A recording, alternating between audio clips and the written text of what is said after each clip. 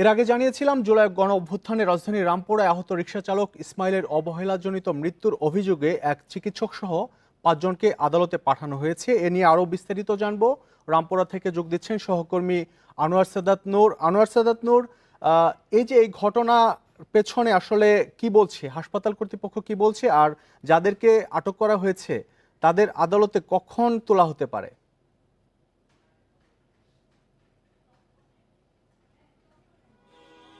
যে পাঁচজনকে গতকাল রাতে অভিযান চালিয়ে মানে গতকাল বিকেলের পরে অভিযান চালিয়ে আটক করা হয়েছে, তাদেরকে গতকাল থানায় রাখার পরে আজ সকালে সে পাঁচজনকে কোর্টে তোলা হয়েছে বলে আমরা জেনেছি হাতিঝিল থানা পুলিশ সূত্রে।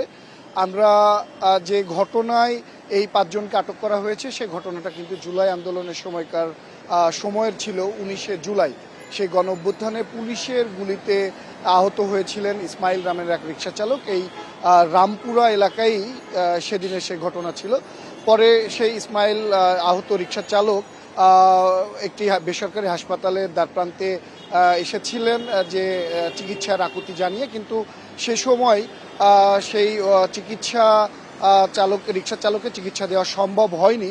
অভিযোগটা এমন, এই অভিযোগের ভিত্তিতে কিন্তু পুলিশ অভিযান চালিয়ে পাঁচজনকে আটক করেছে যে চিকিৎসায় অবহেলার অভিযোগ এ পর্যন্ত। তবে তাদেরকে কোন মামলায় এখন পর্যন্ত দেখানো হয়েছে সেটা আমরা জানতে পারিনি। তাদেরকে নিম্ন আদালতে নেওয়া হয়েছে এখন পর্যন্ত আমরা পুলিশ সূত্রে সেটা জানতে পেরেছি, কিন্তু তাদেরকে এখনো কোর্টে এজলাসে দাঁড় করানো হয়েছে কিংবা কোর্ট কি ধরনের কি রায় দিয়েছে সেটা এখন আমরা জানি না। তবে আরেকটি বিষয়, আপনার এই যে ঘটনায় 5 জনকে যে আটক করেছে পুলিশ, হাসপাতাল কর্তৃপক্ষ কারোর সাথে আপনার কথা হয়েছে কিনা এই বিষয়ে? তারা কি বলছে বা তাদের বক্তব্য কি?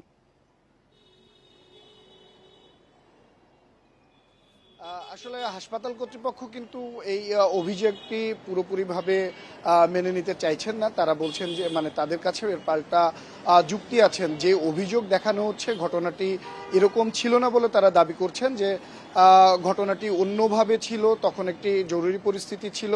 সেই পরিস্থিতিতে আসলে সেবা দেওয়াটা কতটুকু যুক্তিযুক্ত ছিল তারা সেই ব্যাপারটা তারা বলতে চাচ্ছেন যে যে অভিযোগ বলা হচ্ছে ব্যাপারটি আসলে সেরকম ছিল না।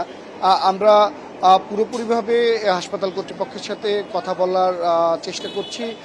কথা বলার পরে আসলে তারা কি বলতে যাচ্ছেন এবং আইনগতভাবে তারা কি পদক্ষেপ নিতে যাচ্ছেন সেটি আমরা তাদের কাছ থেকে জেনে নিতে পারবো। আনোয়ার সাদাত, আপনি খবর সংগ্রহ করতে থাকুন, আবারও আপনার সাথে আমরা পরবর্তীতে সংযুক্ত হব।